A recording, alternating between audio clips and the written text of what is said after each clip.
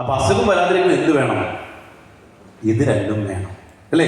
അസുഖത്തിന്റെ കൊണ്ടുവരുന്ന ആളുകളാണ് ഇത് രണ്ടും. സാധാരണ ഹോസ്പിറ്റലിൽ ചെന്ന ഡോക്ടർമാർ എന്താ ചോദിക്കുക? അസുഖമായിട്ട് ചെന്നാല് എന്തെങ്കിലും ടെൻഷൻ ഉണ്ടോ? കാരണം എന്താ? അസുഖം വരാൻ ഏറ്റവും പ്രധാന കാരണക്കാരൻ ആരാ? ടെൻഷനാണ്. ടെൻഷൻ എവിടെന്നാ വരുന്നത്?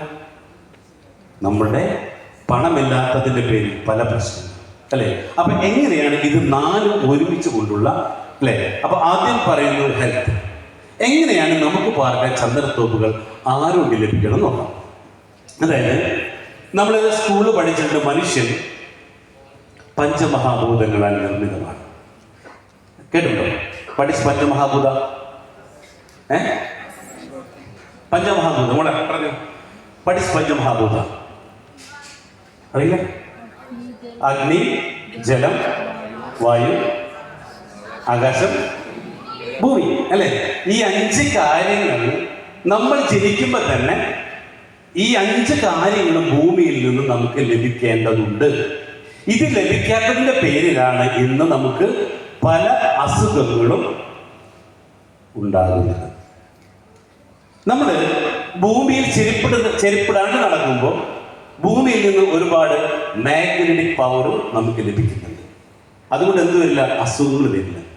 ഇപ്പോ ഭൂമിയിൽ ചവിട്ടിട്ട് എത്ര നാളുകളായി? ഒന്ന് ആലോചിച്ച് നോക്കി. ഭൂമി ചവിട്ടാറുണ്ട് നമ്മൾ, അല്ലേ? പുറത്ത് പോകുമ്പോൾ വേറെ ചെരുപ്പ്, റൂമിലേക്ക് കയറാൻ മറ്റൊരു ചെരുപ്പ്, ബാത്റൂമിൽ ഇപ്പോൾ വേറൊരു ചെരുപ്പ്, അല്ലേ? അതുകൊണ്ട് എന്തായി? ഭൂമിയിൽ നിന്ന് നമ്മൾ വിട്ടകന്നു പോയി, അല്ലേ? അപ്പൊ അത് പറയുന്നതാണ് പൃഥ്വി. അപ്പൊ ഇതിൽ നിന്ന് 40% നമുക്ക് ലഭിക്കേണ്ടതുണ്ട്. രോഗപ്രതിരോധ ശേഷി, എനർജി ഉണ്ടോ? കിട്ടുന്നില്ല. രണ്ടാമത്തത് വെള്ളം. ഒരു ശരാശരി മനുഷ്യൻ ഇവിടെ പെർ ഡേ 3 മുതൽ 4 ലിറ്റർ വരെ വെള്ളം കുടിക്കണം. എത്ര കുടിക്കാറുണ്ട്? അതും ഇല്ല, അല്ലേ? മൂന്നാമത്താണ് അഗ്നി, അല്ലേ?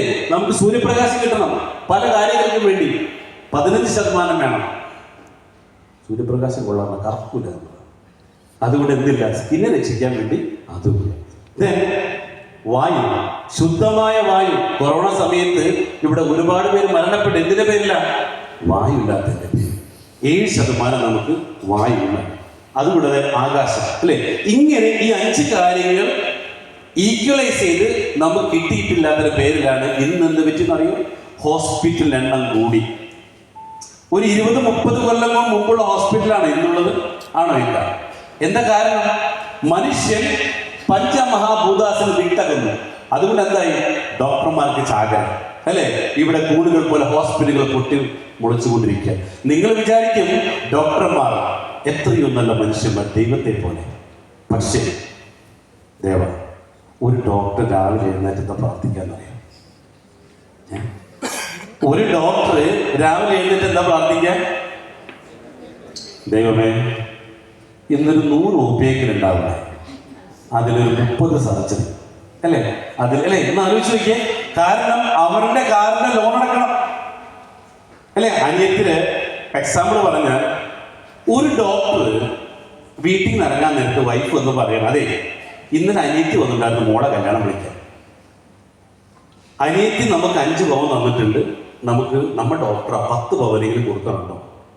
അപ്പോൾ ഡോക്ടർ, അല്ലേ, കരുണാമയന ഡോക്ടർ പറയാണ്, ആയിക്കോട്ടെ കൊടുത്തേക്കാം.